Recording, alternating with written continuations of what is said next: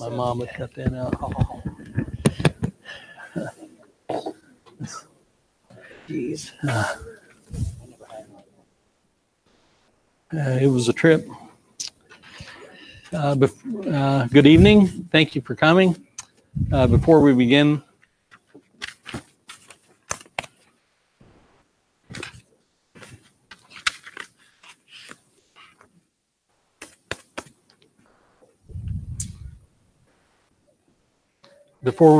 would you please join us as Mr. Thomas, what's your name again? Thompson.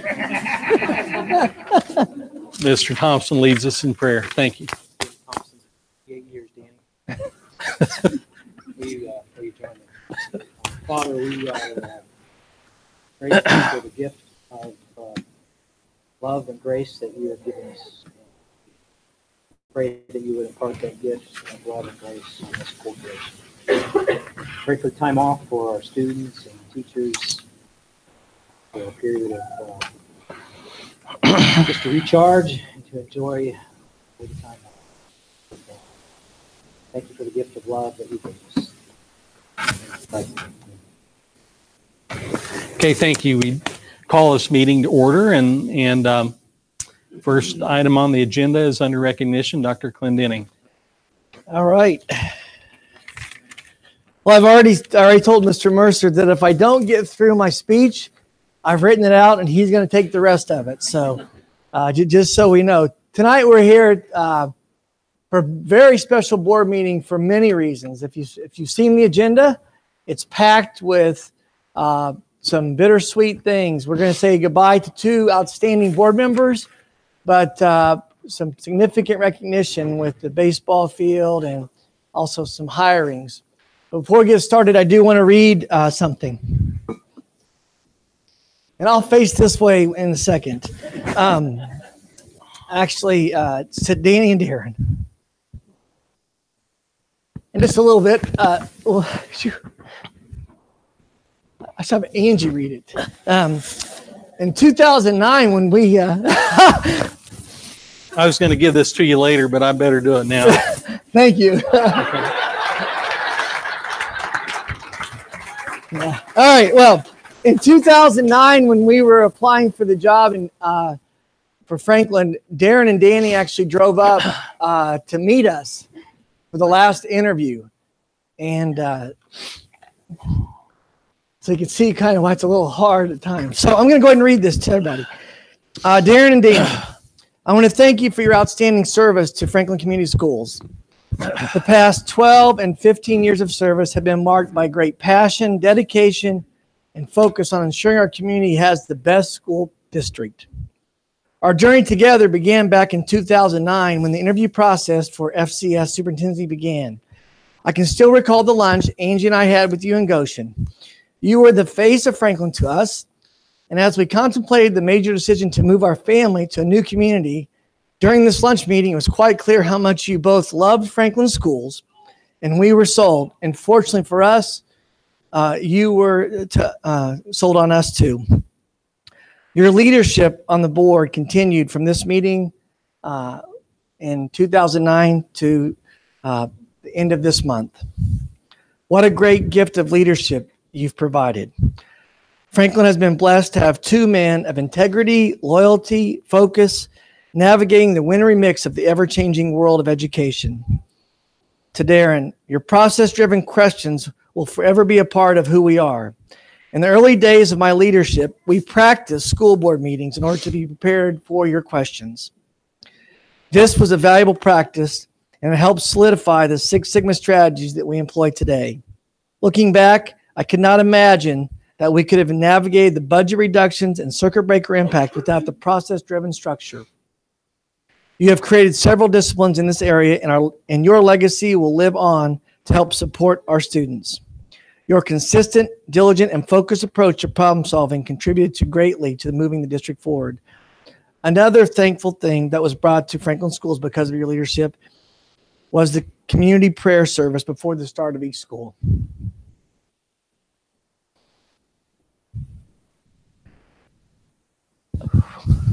This powerful community celebration and time of prayer helps our year began with the hedge of protection, love, and honor. Thank you for being a part of a group that had vision for bringing this alive. What a blessing to our school. Danny, 2 words clearly define your leadership: love and loyalty. You have lived each day over the past 12 years as a board member and 13 years prior to that election focused on keeping Franklin in the forefront of learning. This was anchored by your integrity and desire to bring forth all these areas to Franklin schools. There have been many hours of conversations and guidance that you've provided to help me grow professionally and personally, and have left an indelible mark on my leadership. In addition, I can't think of a better person with whom to share the love of Hallmark movies. Who else likes them? Raise your hand. There you go. Look at the crowd. There are countless examples of how you have remained steadfast to this community. One example is bringing forward the idea of honoring a fellow Union Township person by offering an honorary diploma from Franklin Schools. Due to life and unforeseen circumstances, this person could not continue in her journey in school. However, her life accomplishments clearly indicated she should be honored with a diploma. Your passion for doing the right thing shined through to ensure this opportunity percolated and came to be. There are so many examples of your outstanding board qualities that we would be here for hours going over the list. From celebrating study connection with the student to visiting each school each semester, your passion for Franklin Schools has reigned supreme. Thank you. As we prepare to close this chapter of leadership book for these 2 men, I want to thank both of you for outstanding effort. But the best part of your time on the board for me was your friendship and partnership. What a legacy both of you are leaving. Franklin Schools is a much better school district because of your wisdom, generosity, love, leadership, process, and commitment to our community. You will be deeply missed. God bless you and your service.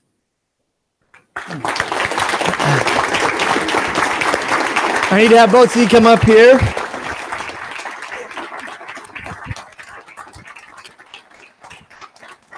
And normally at this part of the recognition, if you brought anybody with you, please introduce them.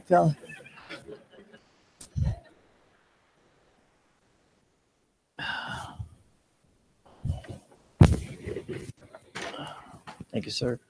I appreciate it.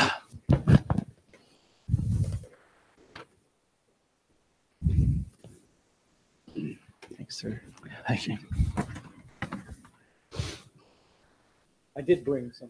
There you go. You have my lovely wife, Bonnie. My 2 daughters, Emily and Becky's husband, Ben, and my 2 sons are away at college and couldn't be here. I have tonight my wife Eileen, and all 3 of our sons were here. I don't know if Thomas is still here, but Zachary, our oldest son, and his wife Carrie, and 2 grandsons, Kason and Wade, and then Sam and his wife Hannah, and our 3rd grandson, Benji.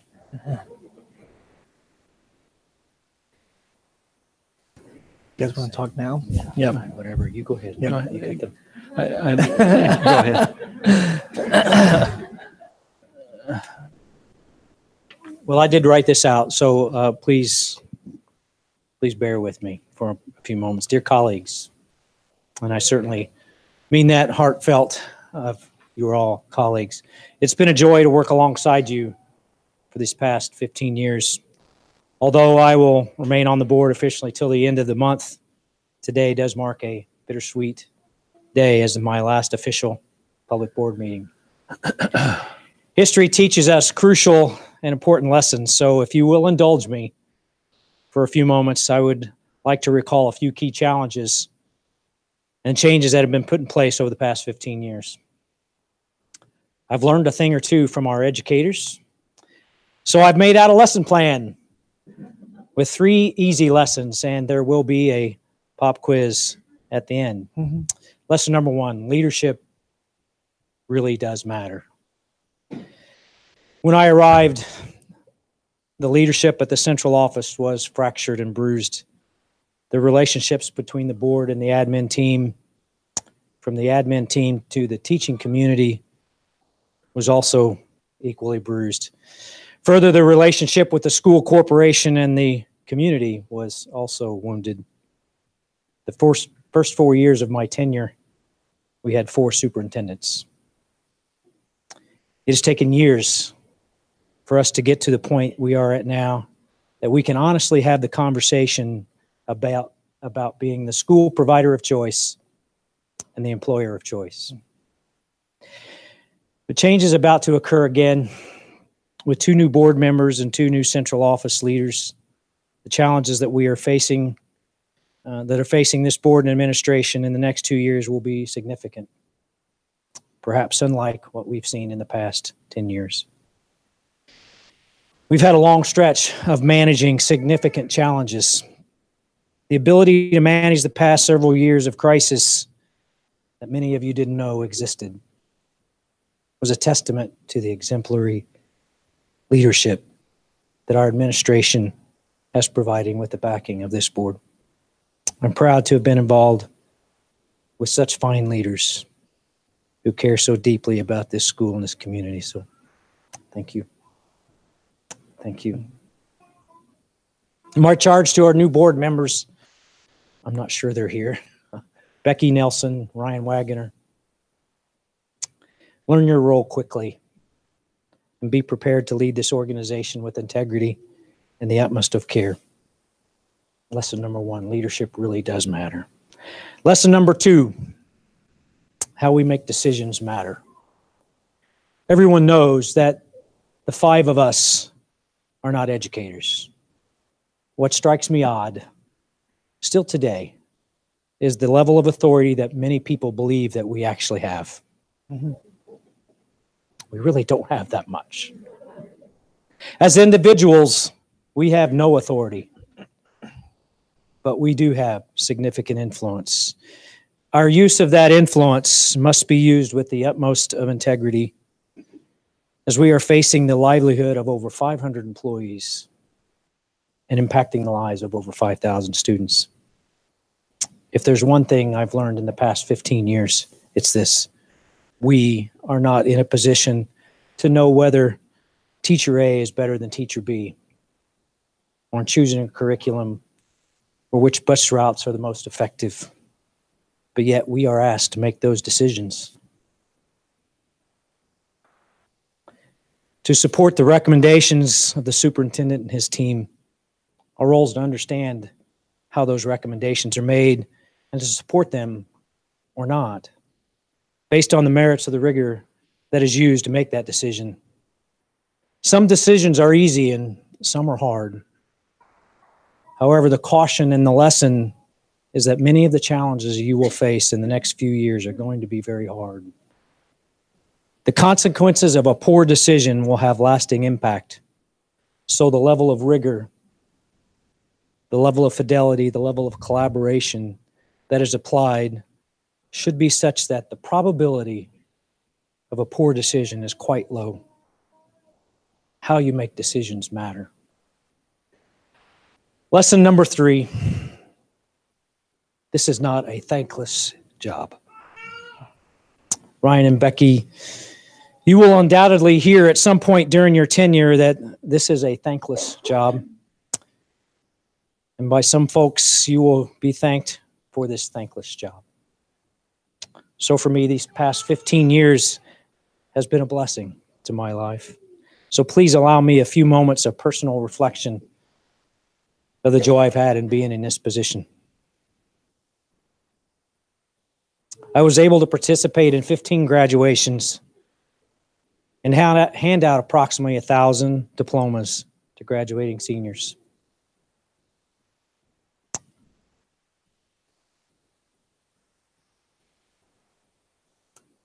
I was able to give all 4 of my children their diploma, along with many of their closest friends. I was able to take part in crafting a journey 7 or 8 years ago with the Performing Arts Leadership Team. One of the main outcomes was 3 choral state championships, and musical performances that were significantly beyond that of most high school productions.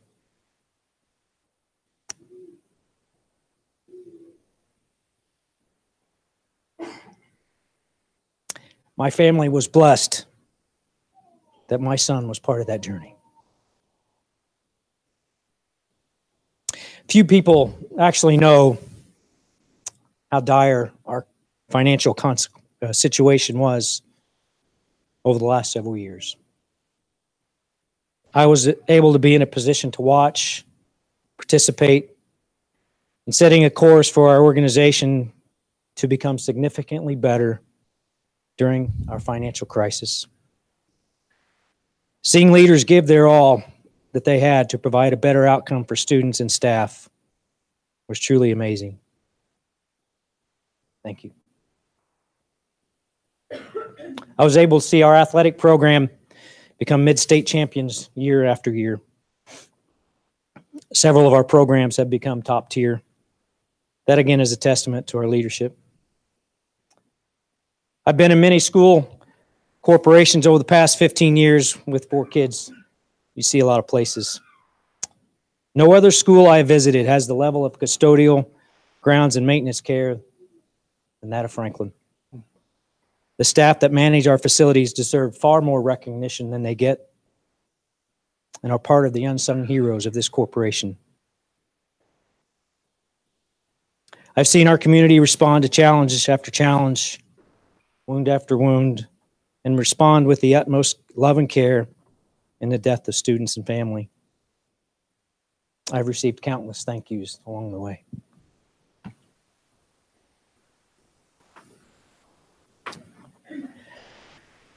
I have a close personal relationship with several folks that I never would have had it not been for this role. Some have become close personal friends. I am blessed to have worked alongside some very talented people, and my life is better for it. So lesson number 3, this is not a thankless job. It has been a rich blessing. Today is bittersweet. I've been richly blessed to play a very small part in the education of our community.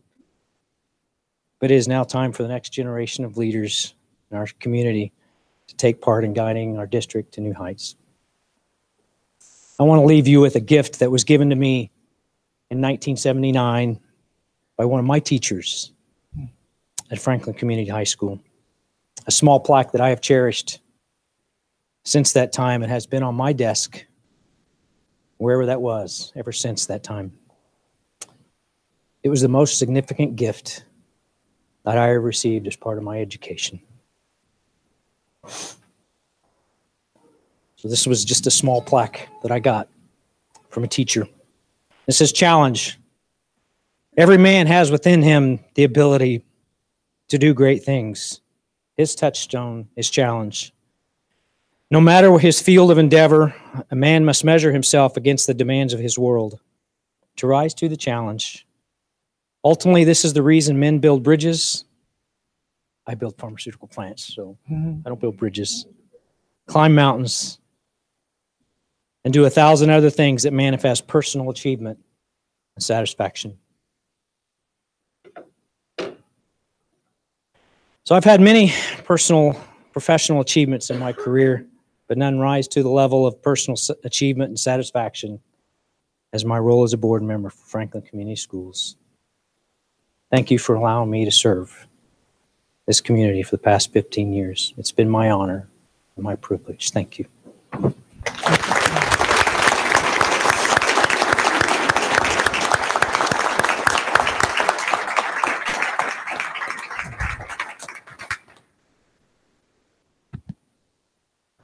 Good job.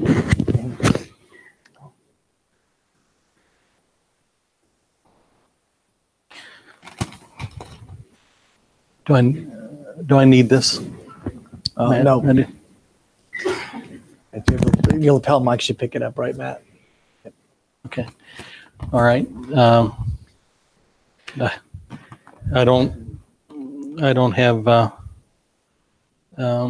I've just got some subjects that I wanted to touch on tonight, and I've still got Darren to translate.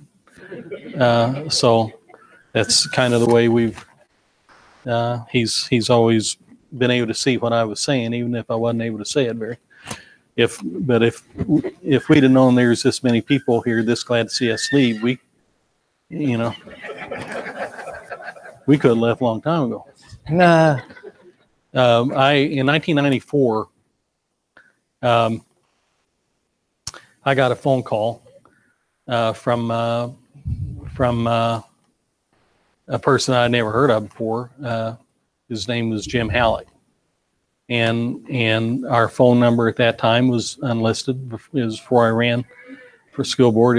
We were safely unlisted, and so he called and he said, "Is this Danny Vaughn?" And I said, "Yes." And he said, "Hi, I'm Jim Halleck, and I'm the new superintendent for Franklin Community School." And I'm standing there and I'm thinking, how did he get our number? and so, but I had served on a curriculum committee, which was a rookie mistake. But I served on a curriculum committee earlier that year, and I figured that's probably where he got my number. And so he said that he was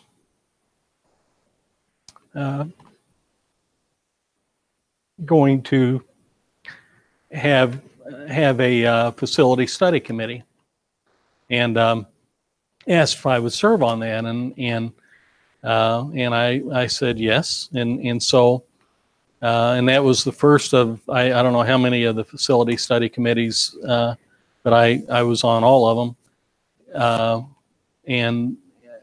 but that started a track of involvement in the schools. I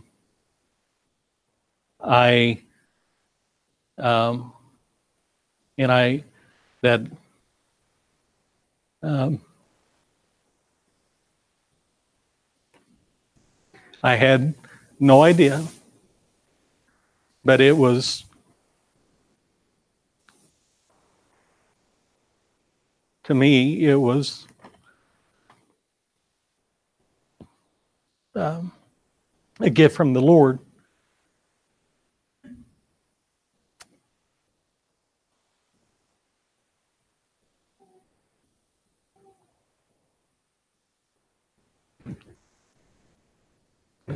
I'm not overstating Jim's position. I'm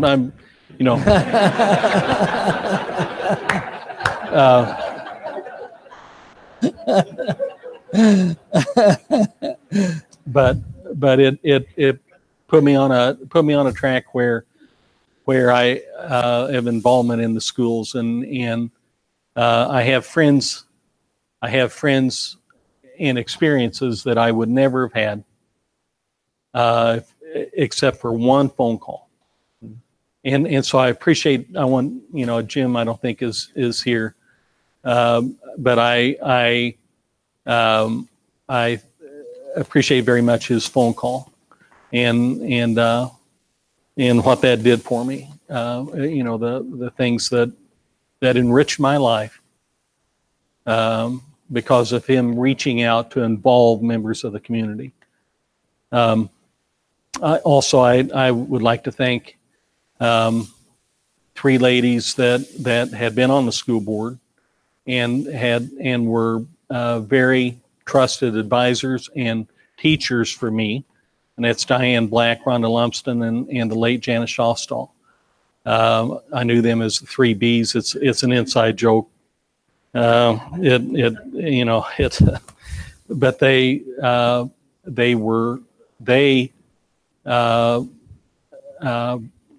loved the Franklin schools and always wanted what was best for Franklin schools, and I appreciate very much their help. The board members with whom I've had the pleasure of serving, Doug Bullington, Bill Mashmeyer, John Wales, Alan Sunheimer, Christy Ott, Brian Wirtz, Andy Lamb, and of course Darren Thompson. I I have never had to serve with a flake. And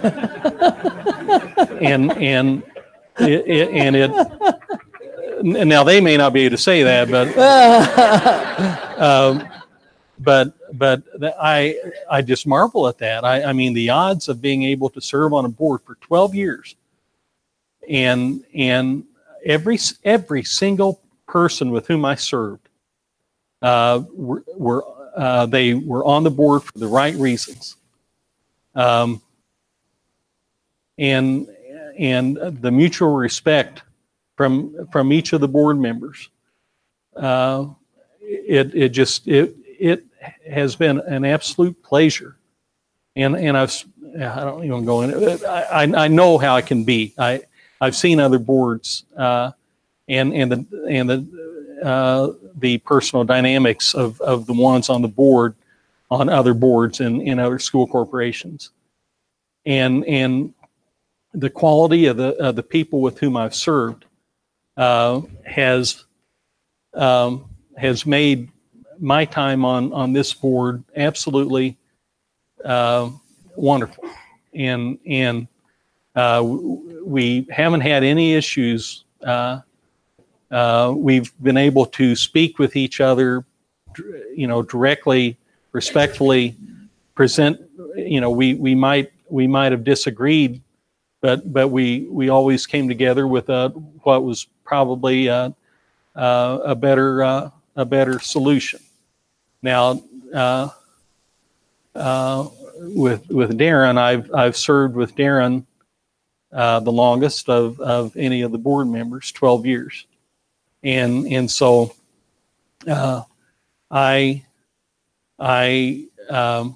remember when I hadn't been on very long, and Darren and I were at a basketball game, I think at the old high school, and I said, Darren, I don't know what I'm supposed to do. And he said, well, don't feel bad, neither do I. And so I thought, well, so I've gotten a copy off of Darren's paper for 12 years. And I've appreciated that, but I've sat through meetings, and Darren,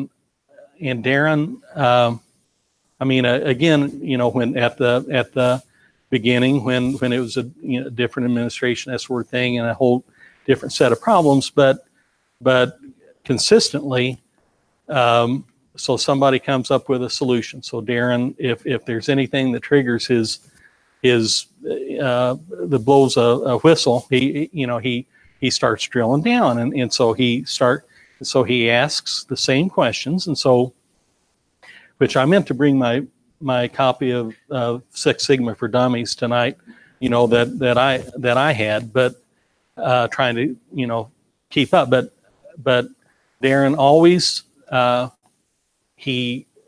always very calmly, very methodically would help drill down, and he was teaching others how to the process and that sort of thing, and it was process, and we were kidding earlier this week.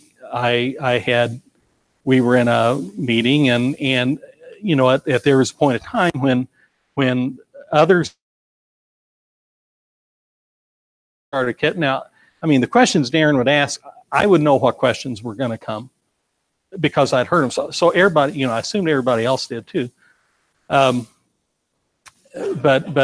so people in this meeting we were having, it was a training session or whatever, and people were talking, everybody's process, and I said, if somebody mentions process one more time, I think Darren's going to have to smoke a cigarette. and so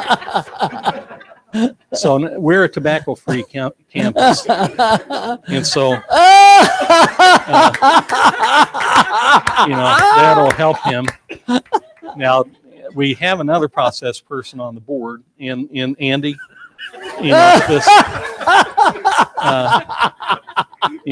Those might come in handy. Keep them close. But it's been a pleasure, again, serving with Darren and with every single one. My family, of course, Eileen and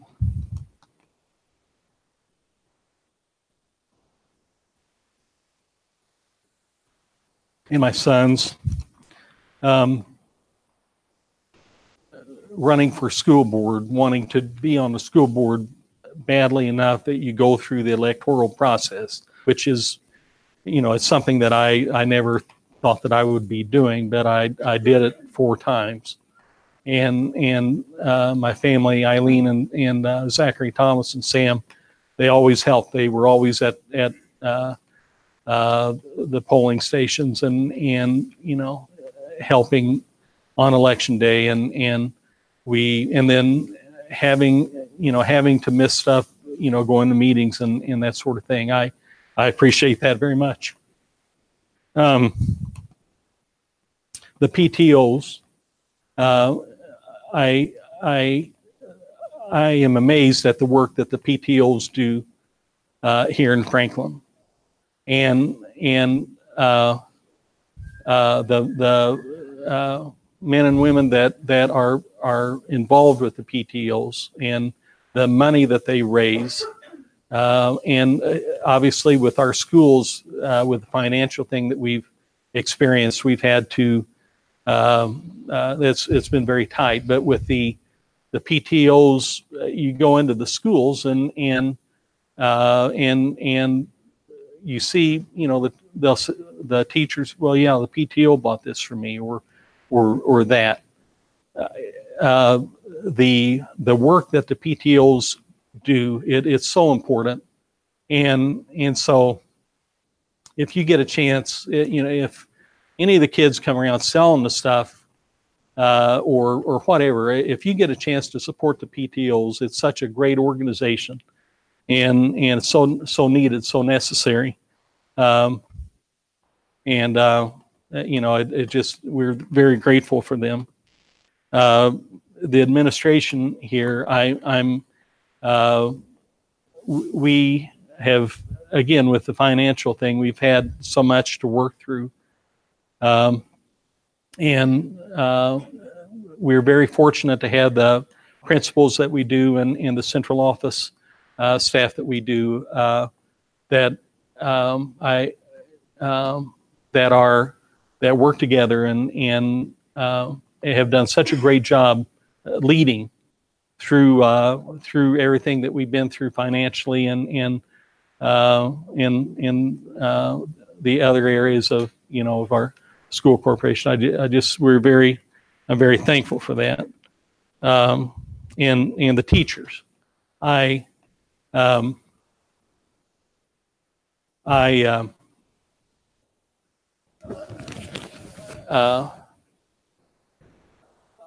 I first came on the board, I was absolutely in awe of the teachers. And I wanted to be a board member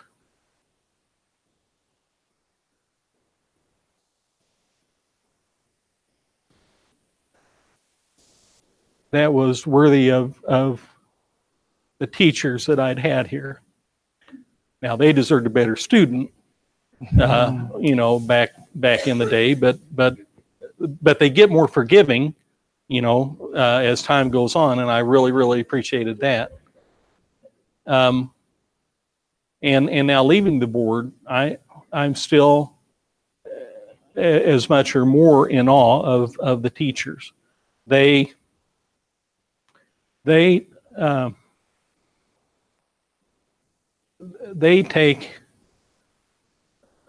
on challenges of kids that are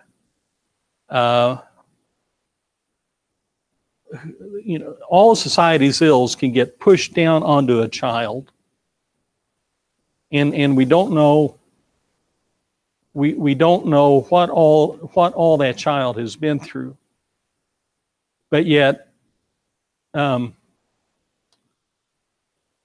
that child comes through the doors of our classrooms, our teachers accept that challenge.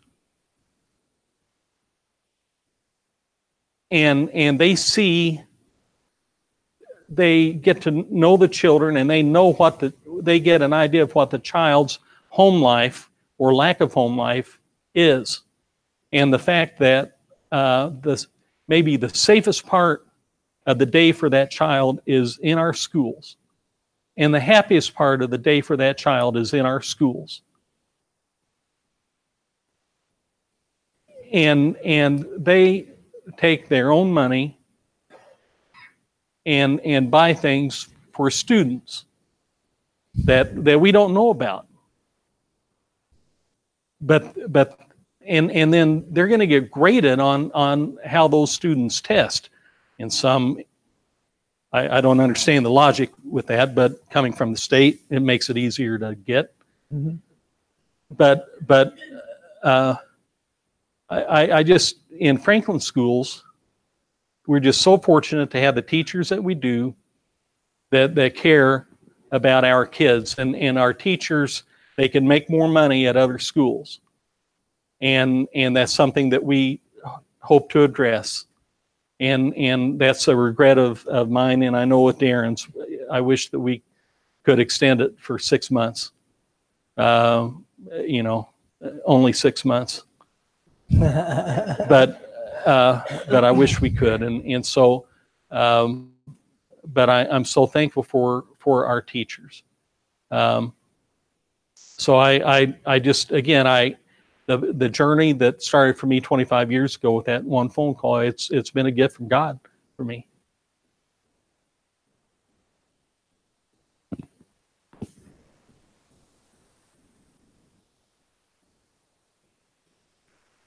Thank you very much.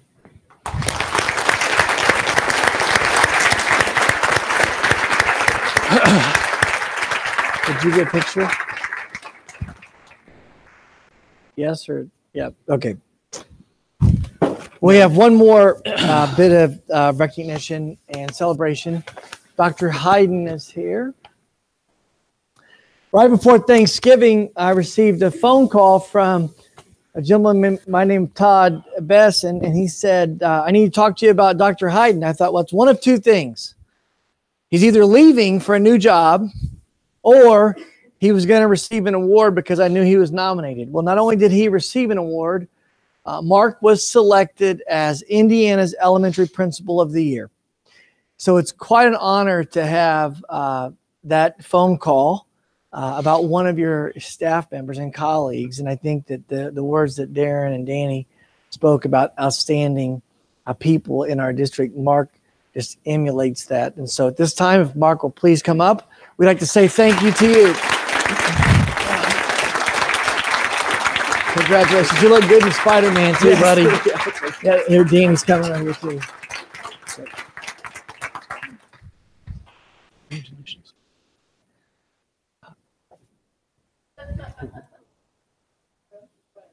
Yeah. That's right. You want to say anything? Well, I didn't bring anybody with me tonight, but I had a lot of people there that evening. Dr. Clendenning had invited, and Ms. Brown at Creeks had invited lots of teachers and fellow administrators to come. And so it was a very special night. It was a surprise.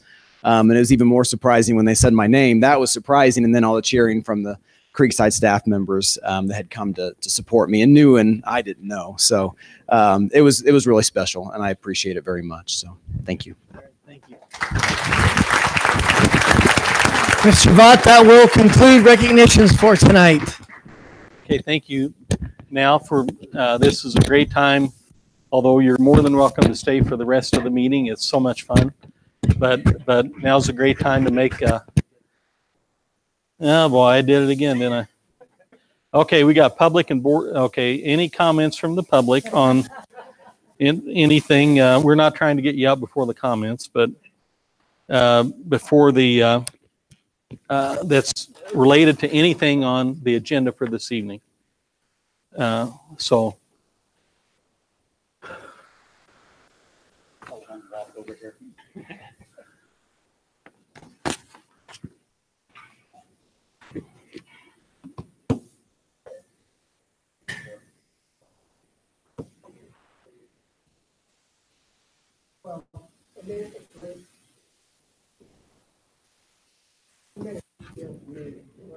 off the board when John came and said a few words. And while I may not be as eloquent as John tonight, I wanted to thank both of you for many good years of service. You should be congratulated on a job well done.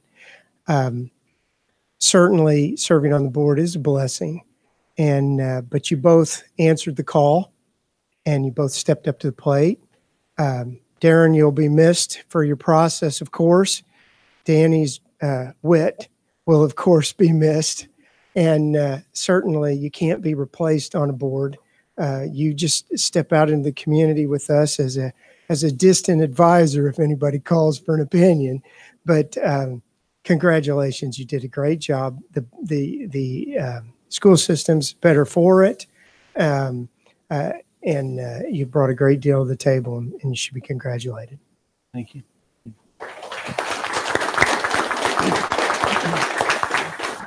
I just want to echo what Bill said.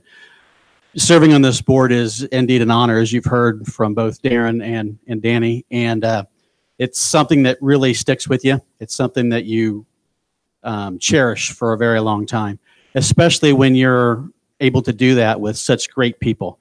And everyone at this table right here is a great leader in Franklin. They do a lot for our students. They do a lot for our community, and I can't thank them enough. You've heard us talk about Darren's process quite a bit. You get catching on to that a little bit there.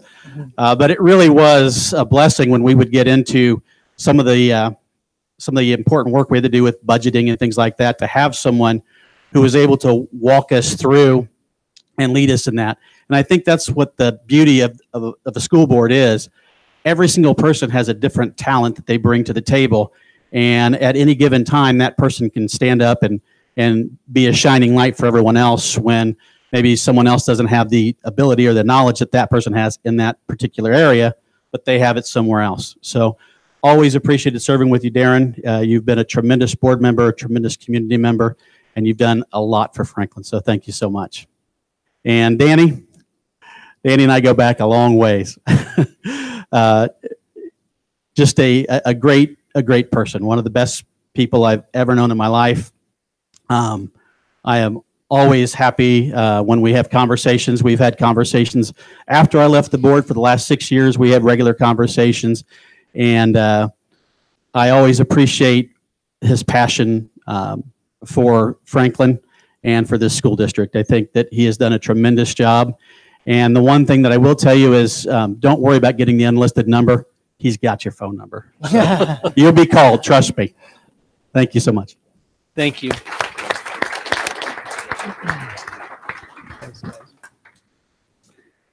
Thank you very much, John.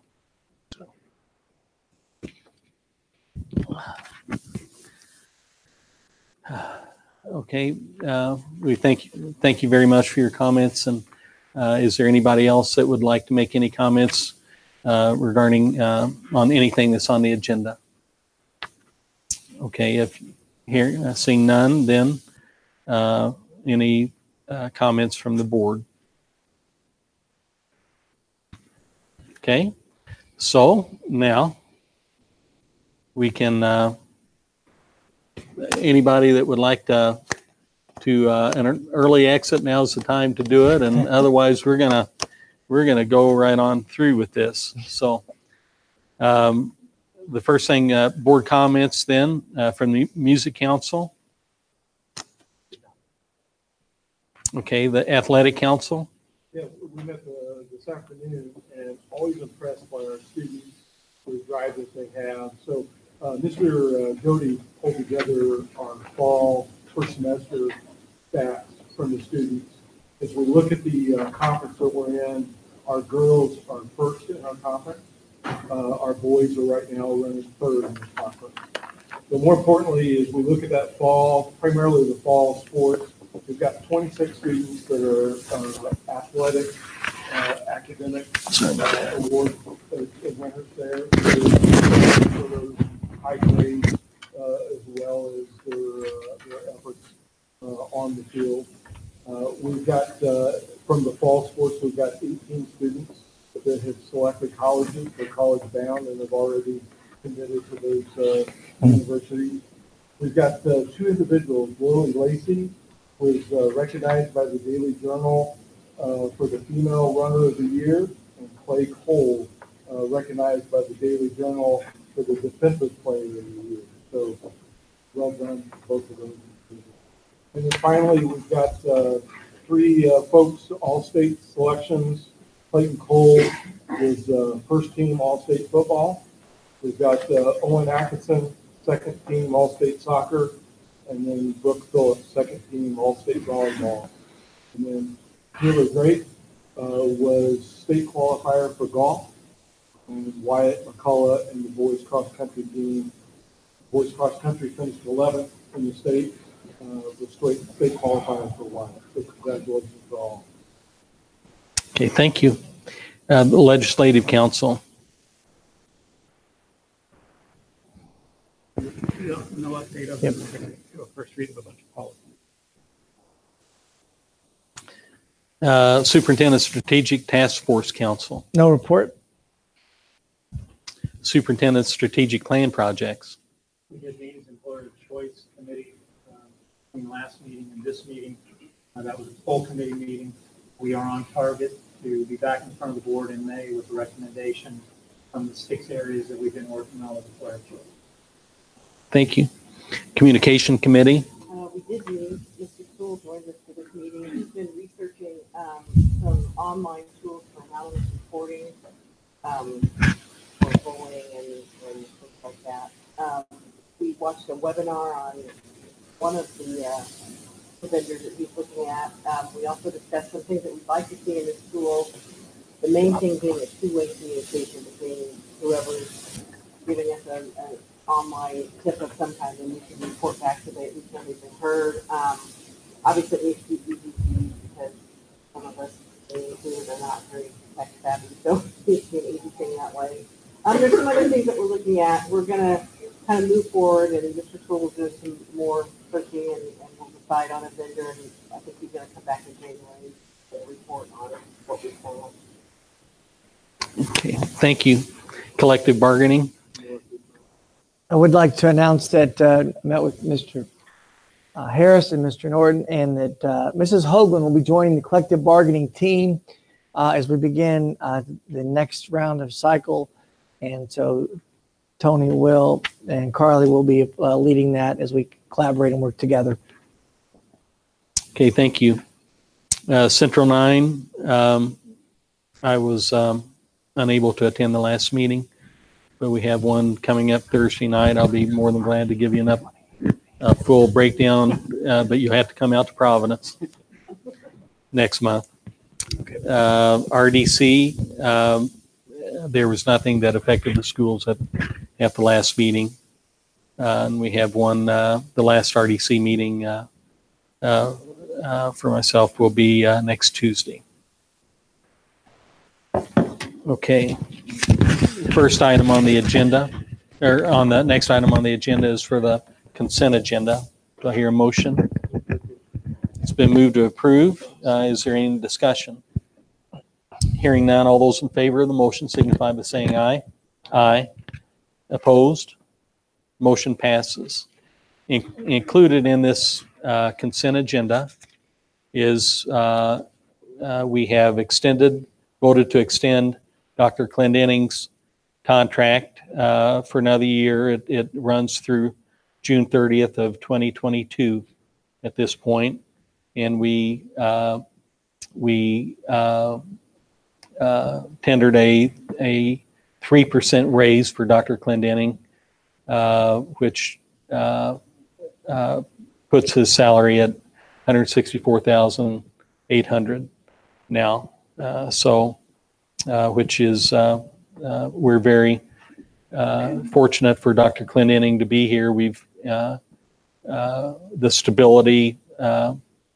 This is what, 10 years now, and so we appreciate not only Dr. Clendenning but his family. They've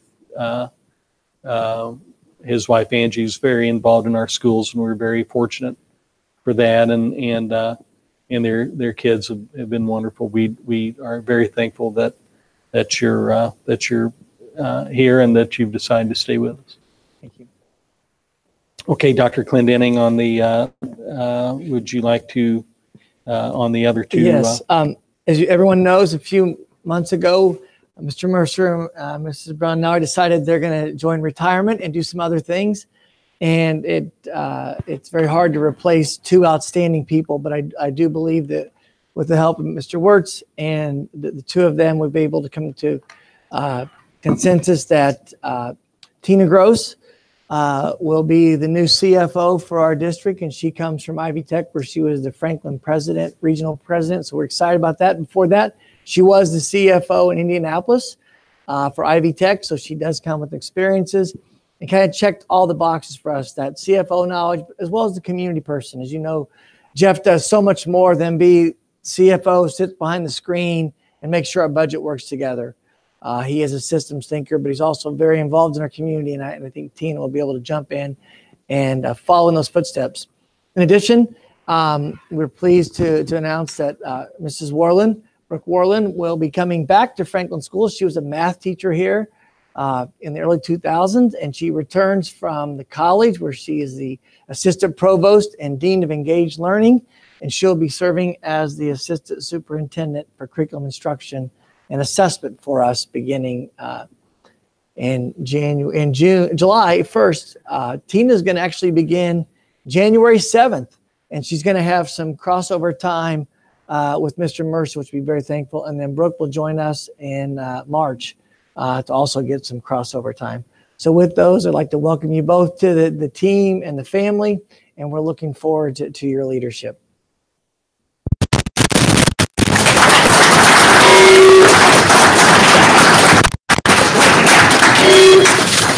That's positive feedback. Okay, thank you.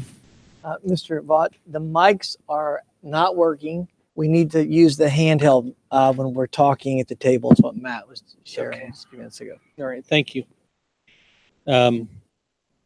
Next item on the agenda is under superintendent reports. The 10X student presentations, Mrs. McCain. This one working now. Okay. I'm going to kick this one off before I do. I want to welcome Tina and Brooke. Honestly, those two folks were handpicked. We couldn't have found two folks any better than those two. So welcome to the school corporation. And we are completely confident that we're handing our teams over to the very best people we could possibly find. They'll be terrific. To Darren and Danny, just a quick comment. You've been good friends. You've been even better school board members. You're going to be missed. I miss you. We welcome Becky and Ryan, but you've done a terrific job, so thank you.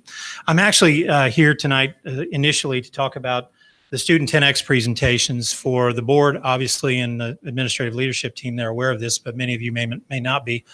4 years ago this year, we began a journey on 10X grants with teachers, and we have sent teachers just about everywhere in the last 3 years, this coming year being the fourth.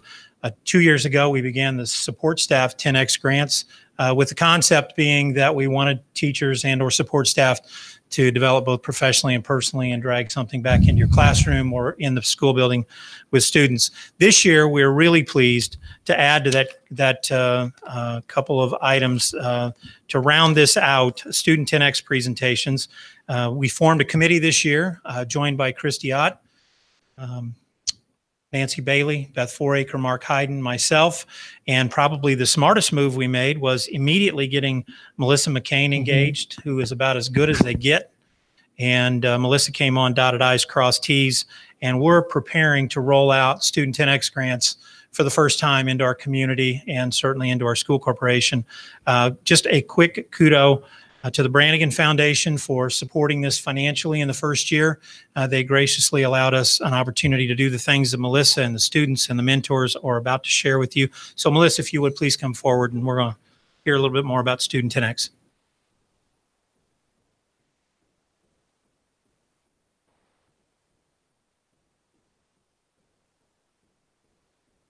Hello, my name is Melissa McCain, and once again, on behalf of the Student Innovation Project Committee, I'd like to thank you for giving us this opportunity to update you on the FCS Student Innovation Project. The Student Innovation Project, as Jeff said, is an extension of the 10X grant to our students, It was made possible by a generous donation from the Brannigan Education Foundation. And as we developed our process, we kind of looked at what Irvington Education Foundation in New York had done and used that as the stepping stone to model what we were going to begin our journey with here.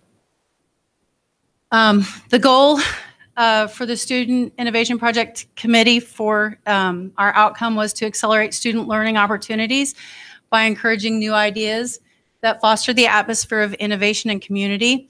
And the key here is that the new ideas had to not only be innovative, but they had to show a benefit either to the students' school community or the community at large. And in applying for this, it was a very rigorous, I'm getting amens from the audience, a very rigorous application process, a two-step process where the students first began by submitting an essay proposal that included what their innovative idea was, how it would benefit the community or the school. And then they also outlined a mentor for their project or an adult who they felt would help them ensure the success of their project, someone with the same interest that they felt like they could lean on through the process. And so each one of them did that. After reviewing the project proposals, anyone that was approved went on to an even more rigorous application that took them through a design thinking process where they began by outlining a problem or a situation in the community that they could empathize with. And then they defined solutions or what a solution would look like if that problem was solved or that situation was changed, what their vision for that future would be. They brainstormed a list of several solutions that they could act on to help get us to that. And then they chose from those possible solutions the one that they felt was best that they could do a prototype of, the one that they could outline in detail and really dig into. And then from there, they also outlined how they were going to test every step along the way to ensure that their project was being successful and that they were on the right track so that when we get to the end, they already are ensured that the project will be successful. So it was very rigorous. But we are honored to announce that we did have 4 projects that we have accepted through the application process. And so I'd like these students to come up. Luke Foraker, and he has a chosen mentor of Mr. Doug Baker, who will ask the mentors to come up a little bit later. Abby Tatera, and her mentor was Mrs. Rebecca Hart. We have Kelby Godfrey and Peyton Tharp, who worked together on a project. And then Nina Smith. Oh, I'm sorry. Kelby and Peyton's mentor is Miss Van Aken. And then Nina Smith was Mrs. Oliver.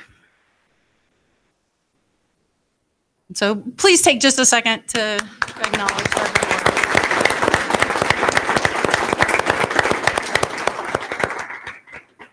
And then I'm going to let them present a little bit about their exciting projects, which I think you'll find a lot of interest in. So we're going to start with Luke.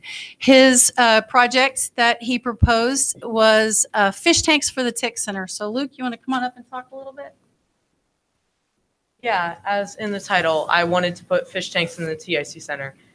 And during the summer, I was just like, I want to have a tank somewhere, but there's no room at home, so I'm just like, Tick Center works. And I thought that this idea could be educational for interested students, such as teaching kids about biology or just testing fish in general. And it would be a good morale booster because there are scientific studies to say that it helps boost feelings. And it's a good way to explore nature because people could see fish interact with each other and from a safe environment. And it's another fun thing for the Tick Center, which I feel is greatly expanding at this point. And some fish that I think we are going to include the crown-tail beta, some neon tetras, and maybe some fish called the dwarf gourami. So, yeah.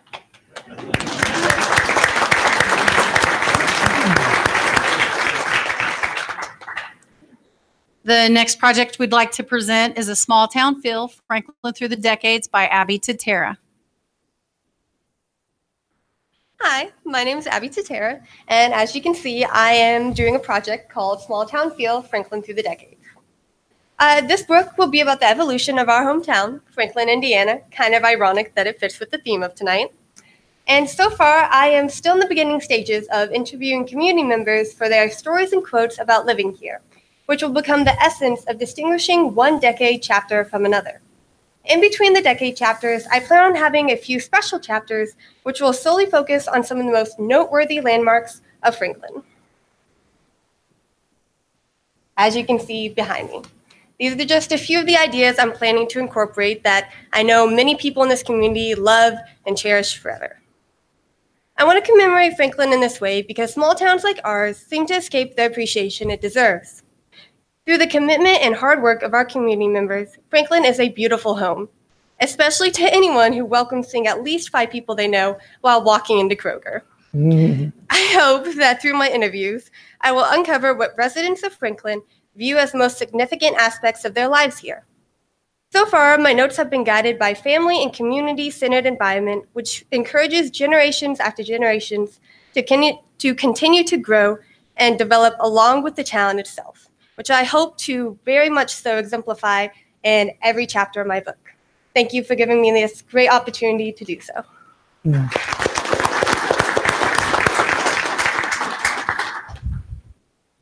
Our next project presentation is Photojournalism and Field Photography by Kelby Godfrey and Peyton Tharp. Hello, my name's Kelby. I'm Peyton. And as you can see, ours is photojournalism and field photography. Here's some of the pictures we've taken so far. Let's see, let's go to the next slide here. What is photojournalism and field photography? Well, it's usually used to visualize a story, event, or place. You can choose what you want to do, freelance, which you can do real estate, nature, whichever one you choose. Multiple purposes and many opportunities. You can go different places like Australia, Alaska, and do all sorts of stuff. But mainly, our idea is to contribute to Franklin and its story. Franklin's always changing, so we kind of wanted to capture that. And along with video, it's mixed in with videography and photography. How does SIP help us? It brings public awareness. We found that we've become more, we've had more connections than anything. We've met Ronnie, and I'm setting up. We're gonna start working on some, like, we'll get to it later in the slide. I'm sorry, but we're working on some more downtown Franklin stuff, kind of helping them with some interviews and stuff like that, trying to bring some more awareness to it. Support and equipment obviously comes with it. Equipment isn't cheap, but it's helpful. We're mostly working on the Franklin yearbook. We've been taking a lot of pictures of the yearbook, and then Discover Downtown Franklin we're doing a lot for. And then we do real estate photography, and that's what we do in downtown. Is some of the houses down there where we're doing them, so we're taking pictures of them. And then we do our personal shoots, and that's a lot of them. And then this is just our drone we plan on using, kind of bring a different element to photography. We plan on taking stills with it, just to bring a different kind of edge to our photography skills.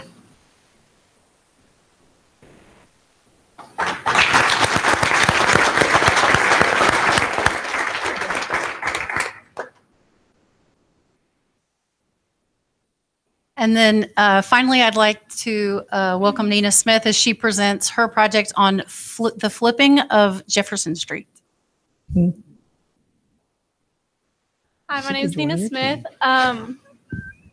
Flipping of Jefferson Street. So there's a house, 420 West Jefferson Street. I don't know if you guys have driven down that road recently. Doesn't look the best. Actually, Mrs. McCain helped me in the curation of this project. She introduced me to Ronnie Oliver, my mentor, and if you don't know her, she probably knows you. She knows everybody. But so as I know right now, Mr. Hessman is in the process of getting the quiet title of this house. so that he can use this house to work with his workshop students to help flip it, while I'll be using the student grant money to do an online version of the blueprints. A couple months ago, Mrs. Oliver and Mrs. McCain and I went through the house. Not the best that it's looked since it was built in the 1900s. Definitely saw more than a few stray cats in there.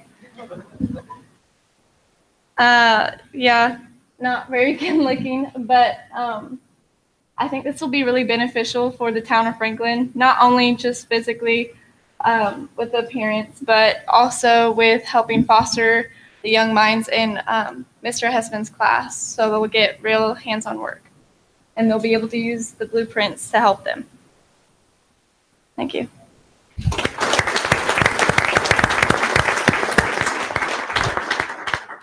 Once again, the committee would just like to give a big thank you to everyone who came together and made this project possible. And I hope, once again, you'll help me in congratulating the students on definitely the hard work that they've put in so far, and looking forward to hopefully coming back in August and presenting the end of their products. So.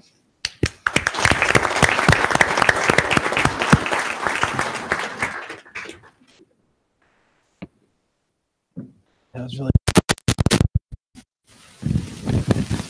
okay. Thank you. The next item is the new accounting structure, Mr. Mercer. Thank you, Mr. Vaught. So let me bring the excitement of this evening to a screeching halt, as I so frequently do, but only for a few more months, I guess. My family's here tonight too, for another purpose, but they've always wanted to look at one of these exciting presentations. So, guys, here you go. I was here with the board several months ago, and we talked a little bit about what 2019 brings relative to budget changes. And not only did we change accounting software this year, but the state of Indiana decided at the exact same time to change the way that we do budget. And so some of these are just quick look-throughs, and then I've got some new information for you as well. Prior to January the 1st, 2019, this is what funds look like. So we've got just a few more weeks with our general fund, capital projects, transportation, bus replacement, and debt service. And in many respects, those are silos, and the money is in those accounts and used in those accounts, and really doesn't get moved about much beyond that. In 2019, the new world becomes the education fund and the operations fund, totally designed to help schools have some latitude and some flexibility in how dollars get used. I do think long-term it will be a really good thing. This was stimulated by the state's desire to place 65% of all dollars back into the classroom, which we would wholeheartedly agree with in concept, but debt service has made that fairly hard for Franklin schools at any rate. Primary uses of the education fund will be academic achievement, student support. It's in large part the general fund dollars that go into the classroom. The primary source of revenue up to now and even moving forward will be state tuition support, which in our world is income tax, gaming, and a whole litany of other things that make up that fund. The operations is entirely different and combines capital projects, transportation, bus replacement, and then dollars that are applicable to the operations side of life, which would be the Office of Superintendent, maintenance, grounds, custodial, those kinds of things will get drug over from the education fund into operations, and that's comprised in large part of local property taxes in addition to the education portion of dollars. I did mention to you at the time too, the state moved us to max levy, which we weren't at in all instances. This is actually what the expenditures and revenue will look like from 2018 to 2019. It's a little bit different. You know, we could pretty easily say we're going to have about $7 million in capital projects, bus replacement, transportation, about $34 million in general fund, $14.5 to $15 million in debt service. We knew that, and now the items all get jumbled. And so for this year, for 2019, we're anticipating expenditures out of the education fund to be about 27.6, and out of the operations fund about 15.7. However, of that 15.7, only 7.5 is actually coming from property tax. The rest will have to come from the education fund as we transition it over. Just a couple of items in review, and then a couple of new items for the board, especially for Becky and Ryan as they come on board, and our 3 existing board members. On November the 12th, I was here and asked you to pass a number of resolutions. We've already done that. On January the 2nd, we will be transferring current balances in general fund, transportation, bus replacement, and capital projects into the new operations and education fund. You've authorized that to happen. You're going to get a chance to make one slight tweak tonight, and we'll be moving on. Before March the 1st, we have to transfer a portion of the general fund, which is basically the cash balance, to the operations fund. We'll probably do it before then. And then we'll have other transfers throughout the year, and we'll be bringing those resolutions to you initially anyway on a monthly basis. Next steps for us is we have to finalize a new cash flow document because the old are no longer functional. So we will be working on that with Mrs. Gross, and I will be jumping on that one pretty quick and making sure we knock that one out. We'll bring that back to you in short order. We've also got to, as a board, establish some new targets for our operating balance. One of the options is to retain the board goal of 9%, but split it out differently, or we could alter the board goal or whatever your pleasure may be. And then we'll be working to develop the new 12-year pro forma for each fund. So that's a quick synopsis and overview as we're heading into that this next month. I just wanted to make sure I had that back in front of you. I would be happy to answer any questions that you might have connected to that endeavor. Anthony, wasn't that riveting? Yeah.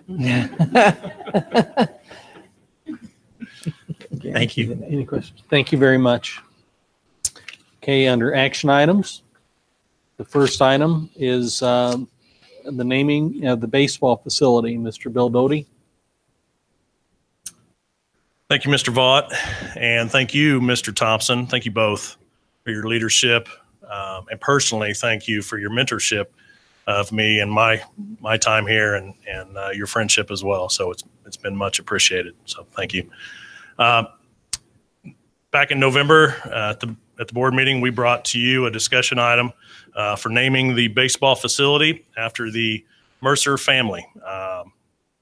And so now we bring that back to you tonight as an action item. Keep in mind, the Mercer boys are here tonight in the family, and they're all pretty good size. So choose wisely on how you choose this. No, I'm just kidding. We brought this forward because of the contributions to the baseball program, the athletic department, the school community as a whole, and the Franklin community as a whole for Jeff and Pam and their boys, their four boys. So we think it's appropriate to name our baseball facility Mercer Field, and would be happy to entertain any questions you have about that, any further discussion, but we're seeking that as an action item tonight.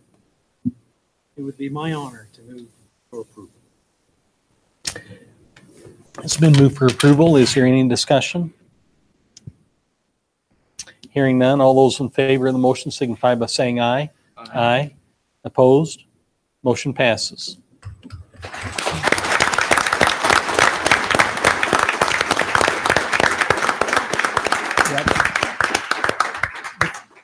I'd like for my family to come up. I'm joined tonight by my wife, Pam. We've been married 35 years, been 35 great years. And we were blessed to have three sons. There are three that are with us here tonight. The fourth one, Daniel, passed away on May 29th, 2006, but I can guarantee you he's here somewhere this evening. So our youngest son, Anthony, who's consulting forester down in southern Indiana. Our youngest, our third son, Joe, who's a welder with Toyota in Columbus. Our oldest son, Jeff, who's the baseball coach in Indiana. His wife, Steph, and our grandson, Grady. So not only do we get Jeff back from Dayton, Ohio, but he brought a grandson with him. So he can go back to Ohio, I guess. We'll just keep the little. No, we're thrilled. I just want to say on behalf of our family to Dr. Clendenning, to the school board, thank you for this great honor. Many thanks to Bill Doty and the committee that you put together. I can't say anything beyond how humbled we are. You know, when I came to our community full-time, I coached in Indiana for 2 years, and we lived here for a short period of time. Then we moved away. Dave Thompson and Doug Firebin said, I think you need to come back and settle. And Noel Heminger was gracious enough and or dumb enough to hire me back here. And I taught and coached multiple times, and we raised 4 sons in this community. And beyond all the coaching and all the baseball, the greatest thing was being here. Many of you know my wife and I moved to Bloomington 7 years ago. I always wanted a small farm. I couldn't find one here. And so people said, you know, I have no idea what you're doing, moving that far away and driving an hour and 15 minutes one way every day, until Jeff got hired. And then I said, I knew exactly what I was doing. And so we're happy to be down there now. But, regardless of where we live, Franklin will always be our home. And we raised 4 kids here. We left 1 here. And the other 3 are very proud to be a part of this as well. So on behalf of our entire family, thank you for this tremendous honor. We will always be mindful of exactly what that means. It's a big deal, and it's not lost on this family. So thank you very much.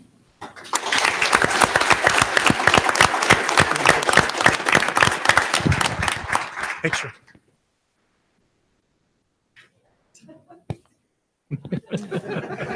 Anthony, now's your time to talk. Grady, do you want to say anything? Grady doesn't have much to say. He will. Yep.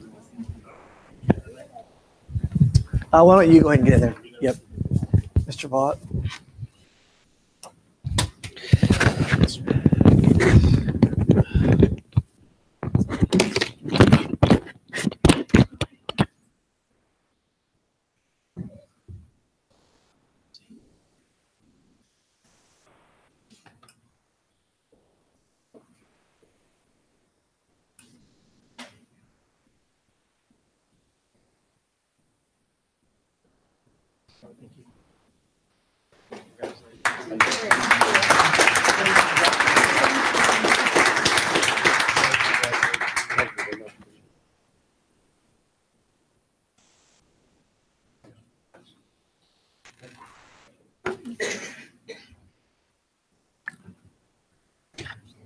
One last thing as they're tracking out of here, I wanted to recognize a couple of young men standing in the back of the room too that had the good fortune or misfortune of having to live with me for 4 years.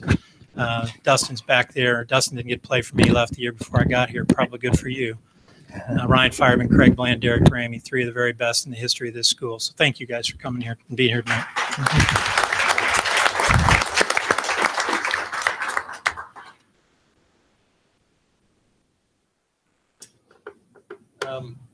Anybody that in the audience that does not want to sit through the resolution ordinance to transfer appropriations, now's a good time.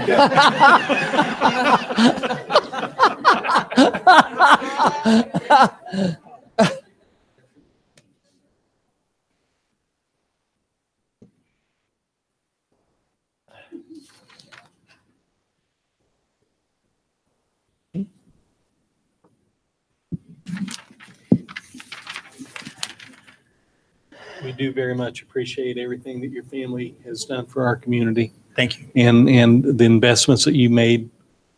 We appreciate that very much. It's been our pleasure. Okay, Mr. Mercer, resolution ordinance to transfer appropriation. As the board will probably recall, we do this every 6 months just prior to the end of either the fiscal year or the budget year. The first one up is a resolution ordinance to transfer appropriations. This allows us to move dollars between funds to ensure that we have at least a zero balance, but a positive balance in each one of those. You give us the authority to do that. We'll bring back a claim docket in January to outline exactly what we've done. So I'm asking your approval of our ability to do that tonight. Do I hear a motion? Move for approval. It's been moved for approval. Is there any discussion? Hearing none, all those in favor of the motion signify by saying aye. Aye. Opposed? Motion passes. Thank you. The next one up is a temporary transfer loan resolution. This has to do with our federal grants, which we move dollars around to be able to prevent a negative balance in any of those funds. So I would ask your approval of our ability to do that as well. It's been moved for approval. Is there any discussion? Hearing none, all those in favor of the motion signify by saying aye. Aye. Opposed? Motion passes. The third and final one may look somewhat familiar because I was here last month with this particular resolution. This is to establish the initial funding for the operations fund. You did approve that. However, as we were digging through all of our funds, it occurred to us that we have 2 special funds that did not get included in the resolution to move capital projects, transportation, and bus replacement. And so we are back tonight to ask permission to enable us to deal with those special funds that are not included in capital projects, transportation, or bus replacement. That's the only alteration to this resolution. Okay, thank you. Do I hear a motion? Move for approval. It's been moved for approval. Is there any discussion? Hearing none, all those in favor of the motion signify by saying aye. Aye. Opposed? Motion passes. Thank you very much. Next item under action items is for Neola policies. Dr. Clendenning.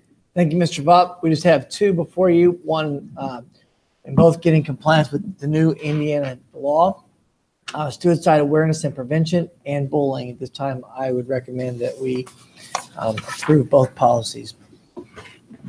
Okay, do I hear a motion? It's been moved for approval. Is there any discussion? Hearing none, all those in favor of the motion signify by saying aye. Aye. Opposed? Motion passes.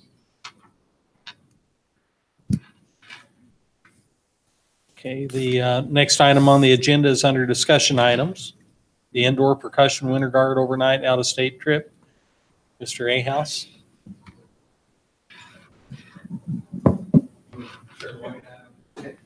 I would defer to Mr. Haas.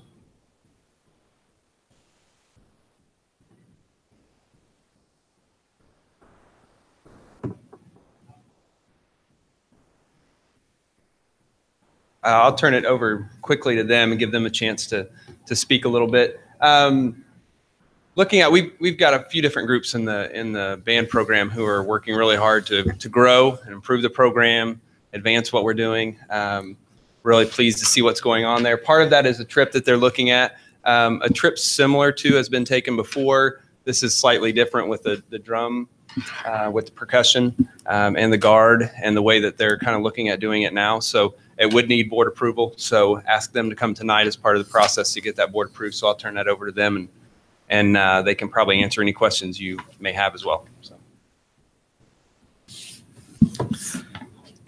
We are very fortunate that we have many national and international music organizations that have their headquarters located in Indianapolis and the Midwest region. A few of those groups located in the Indianapolis region are Drum Corps International, Music for All, Bands of America, the Percussive Art Society, and the International Violin Competition of Indianapolis. Drum Corps International is a youth marching activity with summer events and their world championships located at Lucas Oil. Music for All and Bands of America is another musical youth organization that supports bands, orchestras, and choirs. We have many events in the area specifically for marching band in October and November, regionals and grand nationals at Lucas Oil. The Percussive Art Society is an international group that has a convention in mid-November that actually some of our students participated one day of the convention and a master class this past November. And then the International Violin Competition of Indianapolis.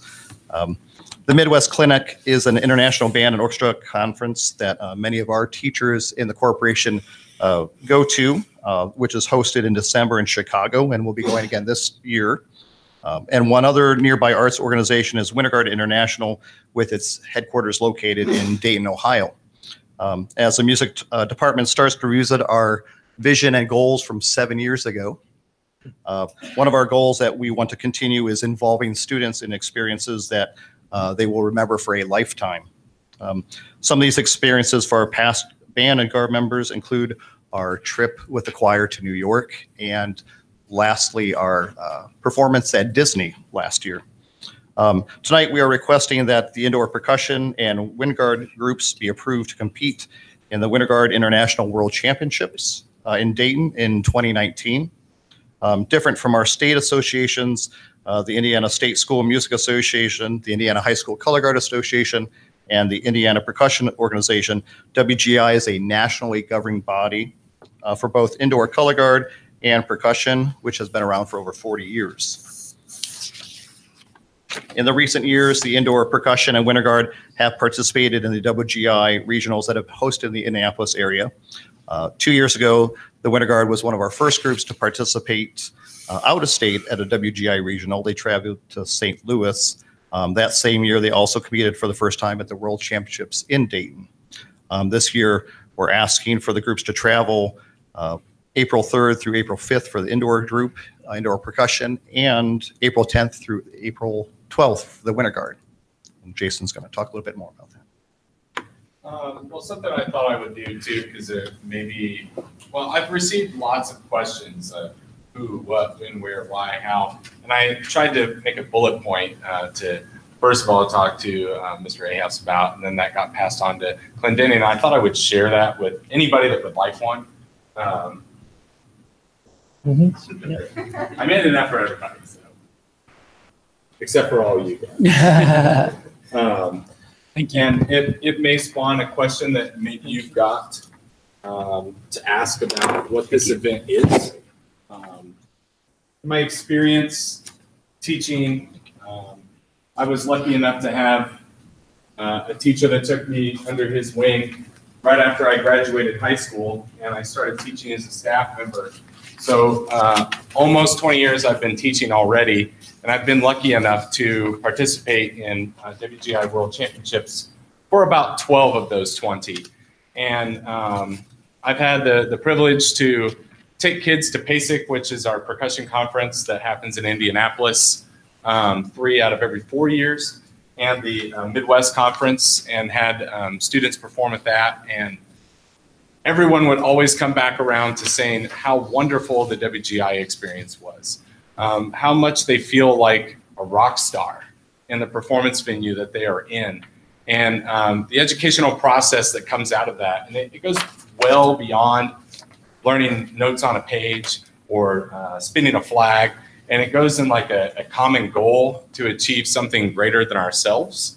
And I would say that most often, it's always self-doubt and like, I can't do that. There's no way I can do that. And then at the end, how happy they are with themselves for having achieved something that they never thought they could do, and how that's going to continue and carry on into their life regardless of the job or position that they may have. So I'm really looking forward to the opportunity if we can do it. I'd be happy to answer any questions about the trip that anyone may have. I have 2 questions, if I would. So just clarity, are we talking about 2 different trips, that early April and then the 10th and through the 12th? Yes. So there really needs to be another form then completed, right, the request? Because we've only got for one, right? And then for the one that was submitted, what's the mode of transportation? In mode of transportation right now, I had initially asked that we take a school bus if possible. I've already looked into a potential driver, and I have someone that drives for the corporation that said he would be happy to do that for us as long as we had a bus. I've looked into a charter bus if we had to go that route. I'm hoping that we don't, but the rate is around $1,200 to $1,400 per day. And the short side of that trip, we would need to be gone for at least 2 days after that. Okay. And for the winter guard, we would be looking at 2 white buses that we do. Guard trip has been approved, was approved before, so they've gone before, so that's part of it too. So it's an additional trip of this kind of the same event, but not so. Okay. Okay, so this is under the discussion item. So are there questions then that are going to need to be answered before it's voted on, or are you asking us to move it to an action item? We can leave it as a discussion. We do need to clarify the transportation question, and we'll get that. That'd be plenty of time for them to, as we do it in January, to notify their staff and everything. So that's the one thing we just have to get clarity on. Okay. Mr. Vaught, if I may, I would echo Mr. Kosh's comments relative to, again, 7 or 8 years ago when we had this discussion on the performing arts in general, and he was correct in saying that we wanted to make sure that we gave students experiences that it, and I think we've seen that echoed throughout not just the performing arts, but in in our culture here that we want to make sure we give our students experiences that they're going to remember. So obviously, I can't vote for this next month, but I do support them going. Obviously, there's some logistic details that you guys will want to understand, but I'm happy that you're able to give your students this opportunity. So for what it's worth, and I must say it's not worth much anymore, I would support. So whoever, well, the remaining 3 that are here, so please move forward with it. So yeah, there you go. There's my plug for you, Tim. Okay, all right, so the next month, this will be moved to an action item and questions be answered for the board and that sort of thing. And then we would, or they would vote to approve, hopefully. Thank you. Okay, as a cruel joke, we've got finishing up with 14 Neola policies. Yeah.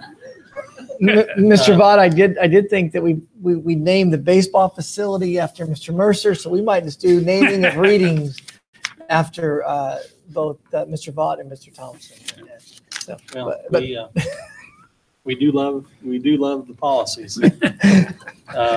Okay, so we can, the first reading on this, we can do all this in all these.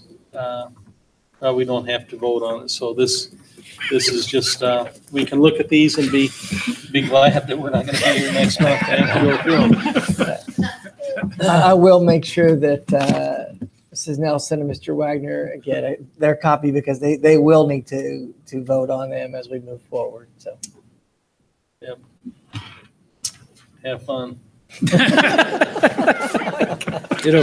We're going to call you back, Danny.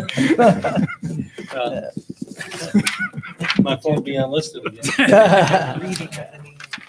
Okay, next item is for board and administrative comments. Dr. Clendenning. Yeah, just a couple of things. One, the Indiana School Board Association has a new academy for new members and any other members. There are 2 dates there on the 23rd and February 20th. And I'm just making everybody aware that you received a couple different emails regarding that as part of onboarding and new board orientation. And just a reminder that we will be doing onboarding as well. We're going to do a book study with Mrs. Ott and myself. We talked about that from the last time we came on board. And then we'll also have the February in-service on fiduciary and board orientation coming up. So those are things that we've targeted. And it's that time of year for us to begin looking at the Franklin Community High School Alumni Hall of Fame.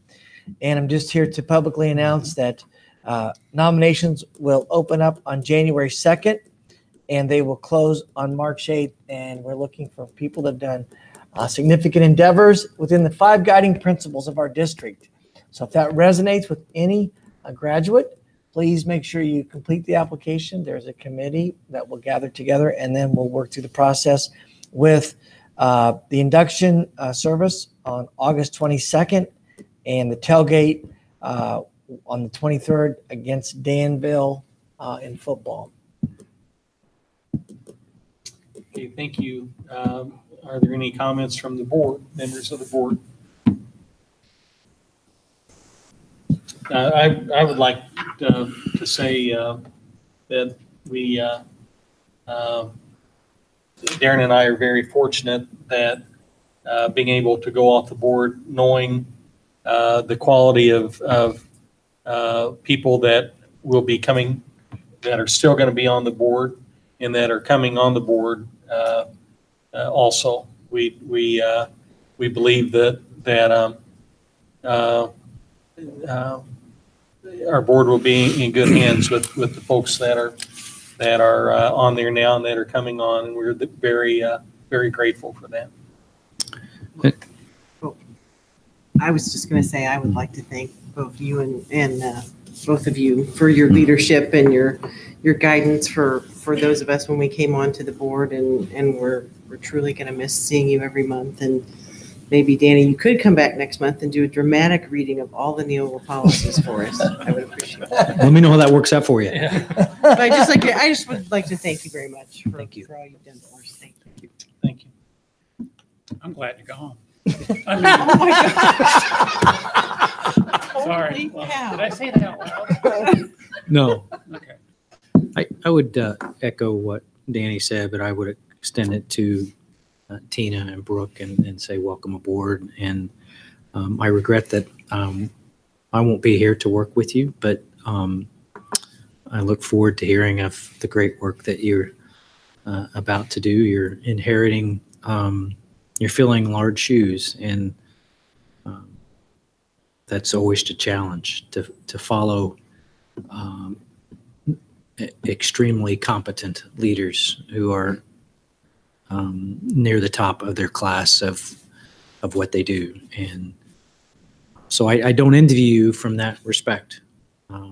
But I know that you were handpicked, and so I trust that process, and whatever this was about.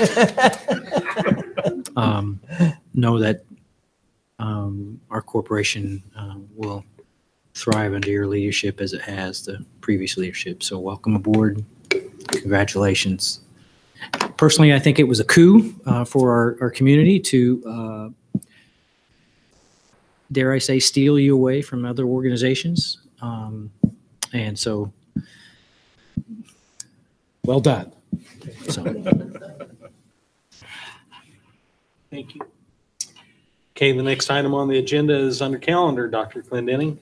Thank you. Just a reminder that Wednesday night we're at the Garment Factory, 6 o'clock start.